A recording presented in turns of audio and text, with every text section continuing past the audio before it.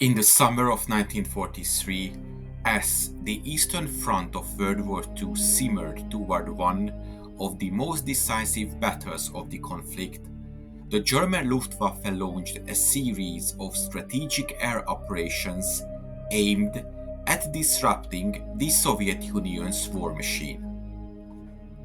While German air power had largely been focused on tactical support for ground operations, a new direction emerged with concentrated efforts to undermine Soviet industry and logistics from the air. On the night of the 2nd of June of 1943, the Luftwaffe initiated Operation Carmen, a targeted bombing raid on the Soviet railway hub of Kursk. This operation was a critical component of Germany's preparatory moves ahead of Operation Citadel, the German summer offensive intended to pitch off the Soviet salient around Kursk. The strategic logic behind Operation Carmen was clear. The Kursk rail junction was the lifeline for Soviet reinforcements, armor, and logistics flowing into the salient. By striking it from the air, the Germans hoped to slow, if not completely derail, the Red Army's buildup.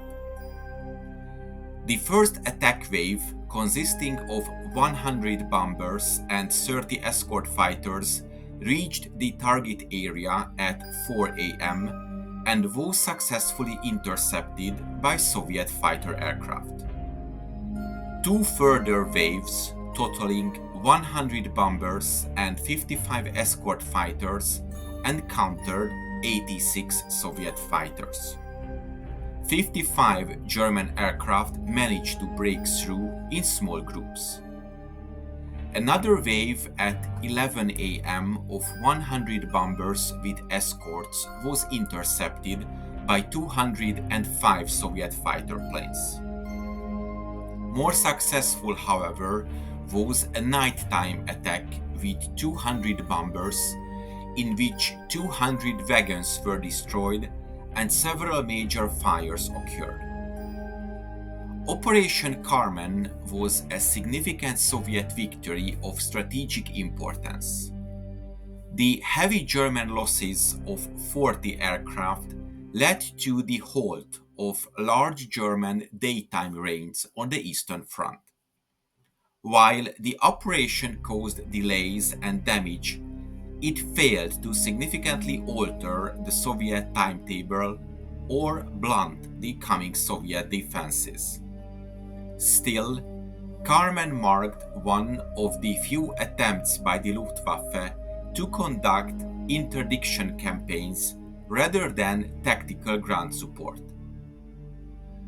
Far more devastating was the Luftwaffe's bombing of Gorki, a major Soviet industrial city east of Moscow and home to the Gorki automobile plant, one of the largest tank factories of the Soviet Union.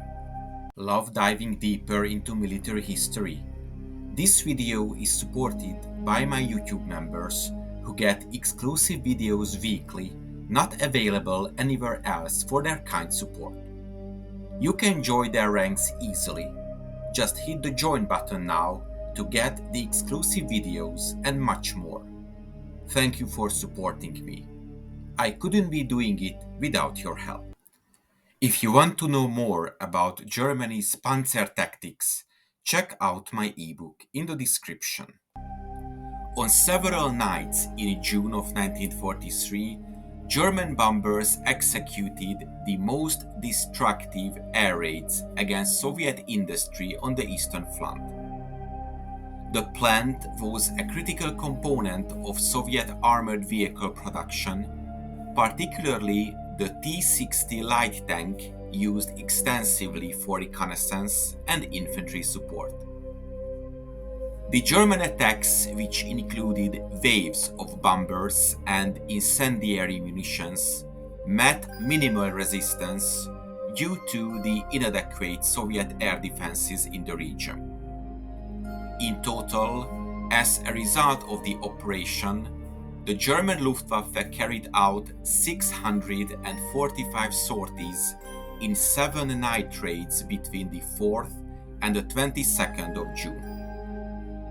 52 buildings were destroyed at the plant, 5,000 pieces of equipment, 8,000 engines, 8 shop substations, and 28 overhead cranes were put out of action. The plant was destroyed. Machine shops, foundries, and assembly lines reduced to twisted steel and rubble. The destruction shocked the Soviet leadership. Joseph Stalin, enraged by the failure to protect such a vital facility, ordered an immediate investigation and demanded its reconstruction.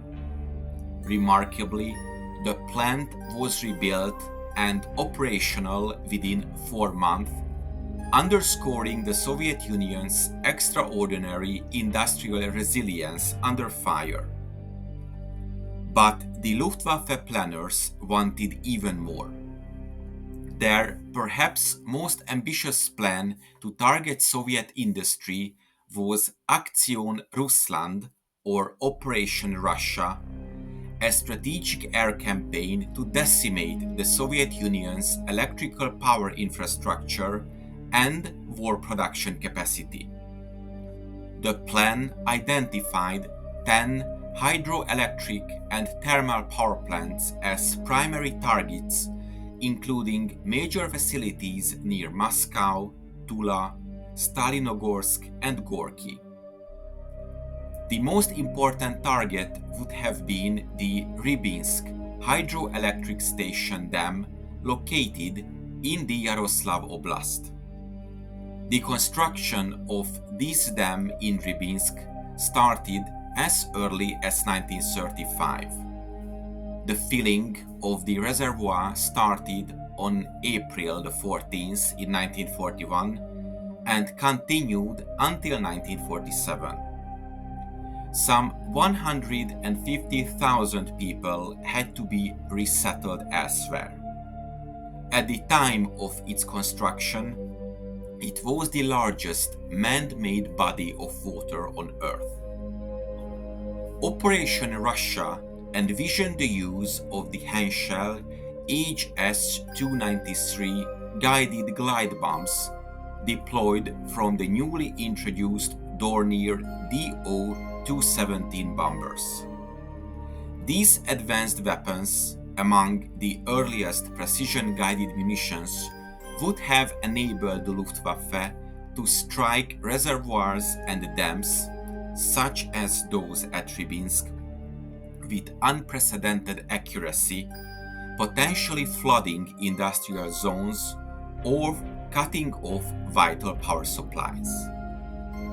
If these plants had been destroyed or disabled, electric blackouts would have crippled across central Russia. Tank, artillery, and aircraft production, especially in factories dependent on high-voltage machinery, would have been halted or drastically reduced. Key arms factories in Gorki, Tula, and facilities in the Moscow industrial zone would have been shut down for weeks or even months.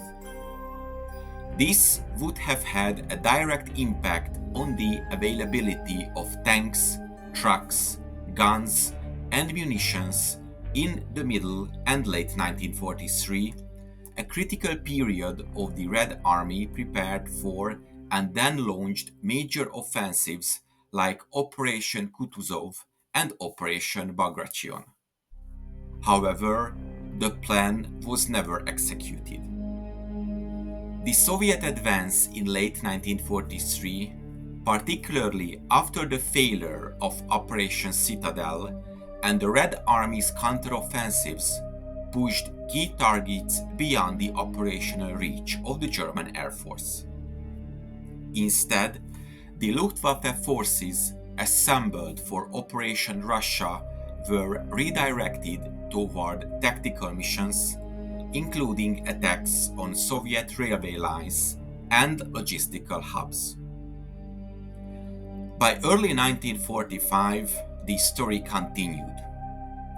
The German Luftwaffe had long lost air superiority and the capacity for sustained air operations.